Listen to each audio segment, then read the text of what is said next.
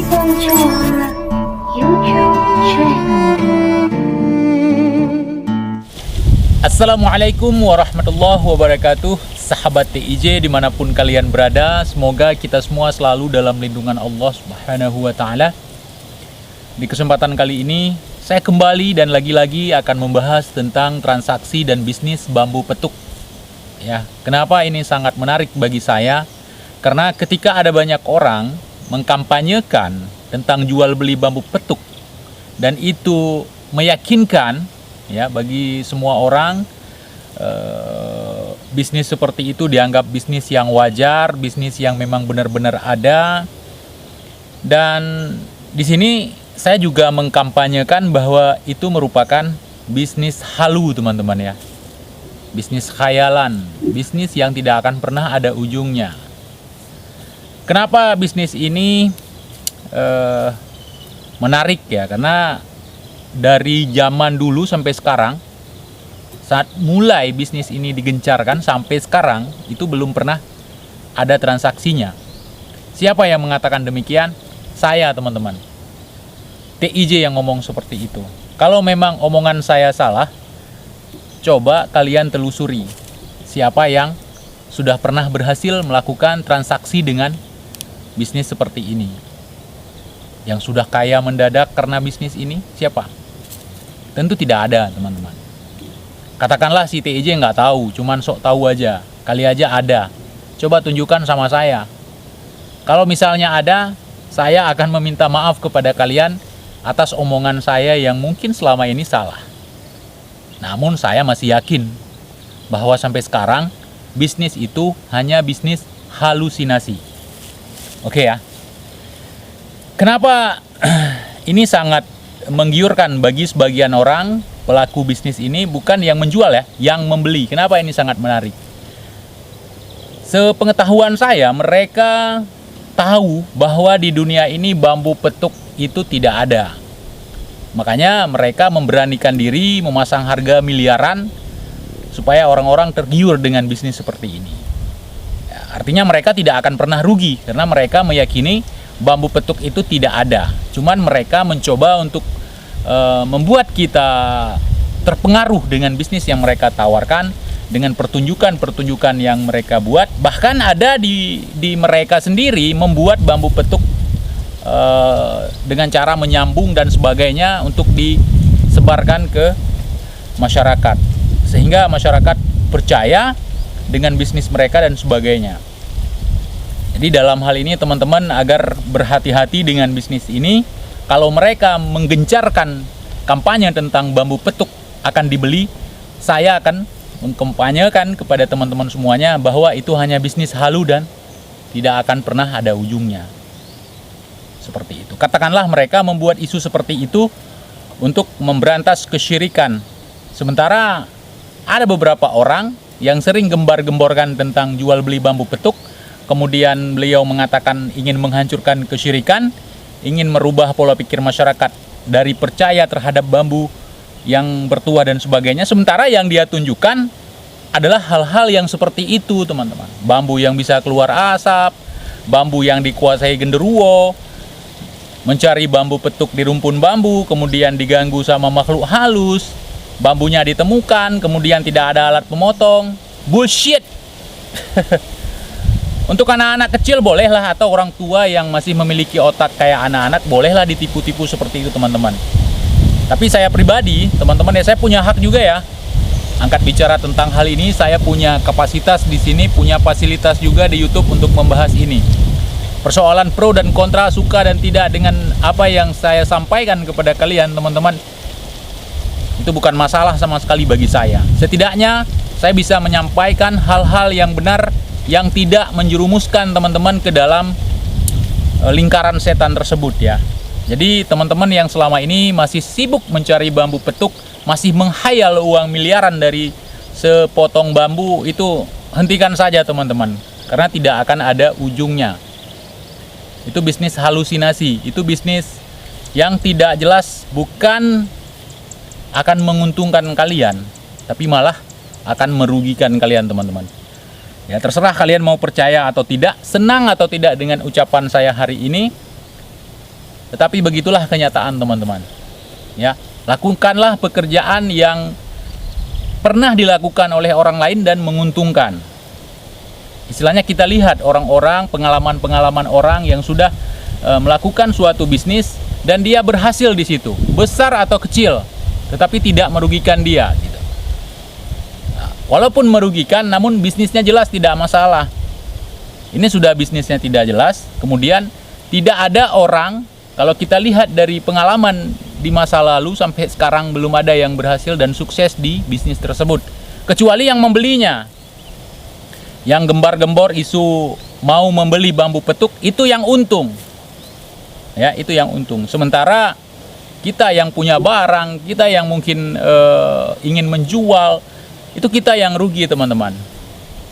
Ada yang rugi waktu, ada yang rugi tenaga, bahkan ada yang rugi materi, rugi pemikiran untuk menghayal hal-hal yang halus seperti itu. Ya, jadi mohon maaf ya kalau tidak berkenan, tapi katakan satu ayat untuk sebuah kebenaran teman-teman.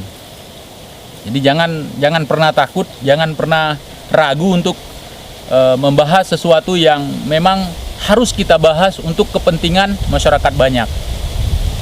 Kalau ada yang membuat isu mau membeli bambu petuk atau mau memberantas bambu petuk dengan maksud mereka ingin mencari dan akan memaharkannya atau membelinya atau membayarnya, bullshit teman-teman. Gunakan akal sehat kita.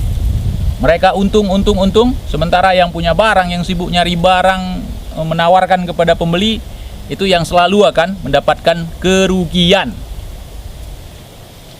Kerugian, teman-teman. Bukan kekayaan, tapi kerugian. Saya tidak akan pernah berhenti untuk mengkampanyekan ini. Karena saya rasa bisnis ini sudah menjadi bisnis tolol yang turun-temurun atau yang terwarisi. Saya tidak mau generasi kita nanti diwarisi dengan bisnis tolol seperti ini, teman-teman. Ya, mohon dimaklumi, mohon dimaafkan. Bahasa saya agak keras karena ini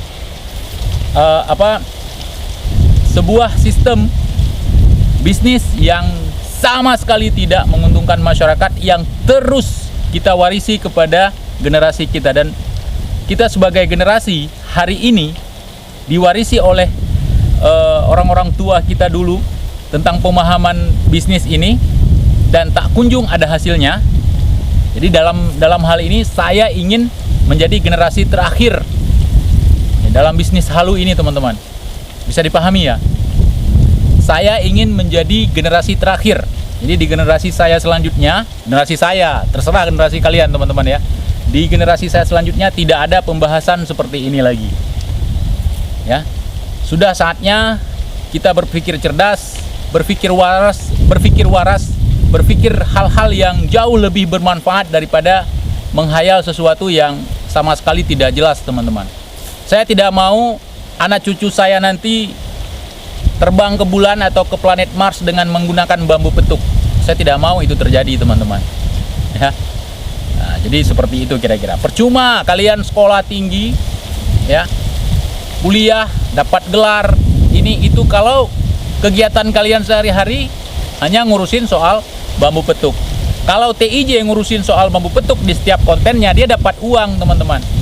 Dan dapat uangnya pun bukan dari hasil membodohi, tapi hasil daripada mengajarkan teman-teman tentang bisnis seperti ini. Dan alhamdulillah saya sangat bangga sekali, banyak teman-teman dan saudara kita yang nonton video saya di Aceh sudah meninggalkan pekerjaan seperti itu, teman-teman ya. Dan ini merupakan sebuah hal yang memuaskan bagi saya ketika saya bisa meluruskan sesuatu yang selama ini menjadi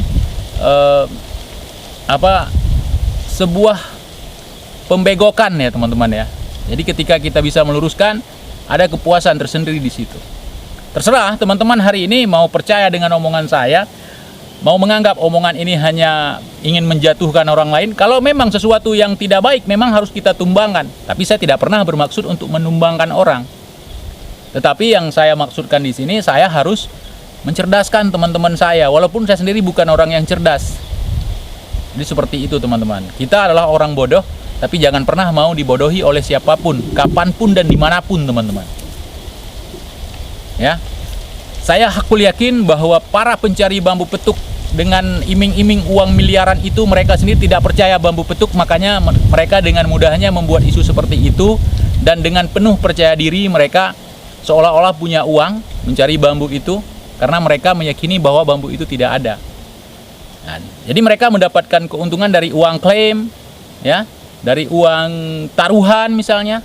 Kan ada di salah satu konten tentang bambu petuk itu ada taruhan-taruhannya. Ya walaupun di situ sok-sok baik, kita kan udah paham teman-teman yang namanya pencitraan ya. Nah, jadi saya tidak menyebutkan orang di sini. Saya secara keseluruhan ya, siapapun yang melakukan bisnis seperti ini tidak bisa dibiarkan teman-teman. Jadi di sini ada penggoblokan, pembegokan, dan pembodohan teman-teman. Jadi harus berhati-hati. Karena banyak yang saya lihat yang terlibat di situ bukan orang-orang kelas bawah saja, bukan orang-orang bodoh saja, tapi orang-orang cerdas, orang-orang yang berpendidikan namun berhasil dibodohi. Atau mereka sendiri yang bermaksud untuk membodohi masyarakat kita sendiri. Nah, jadi bagi saya ini merupakan perjuangan menghancurkan mitos-mitos yang tidak jelas. Ini adalah perjuangan. Saya yakin yang saya lakukan ini benar. Saya yakin yang saya lakukan ini tidak salah. Dan insya Allah berkah teman-teman ya. Ayolah teman-teman ya, ini sudah hampir penghujung 2020. Saatnya kita berbenah walaupun sudah telat. Namun tidak ada kata terlambat. Lebih baik terlambat daripada tidak sama sekali. Salam akal sehat. Salam persaudaraan dari Aceh. Wassalamualaikum warahmatullahi wabarakatuh. Frequency YouTube channel.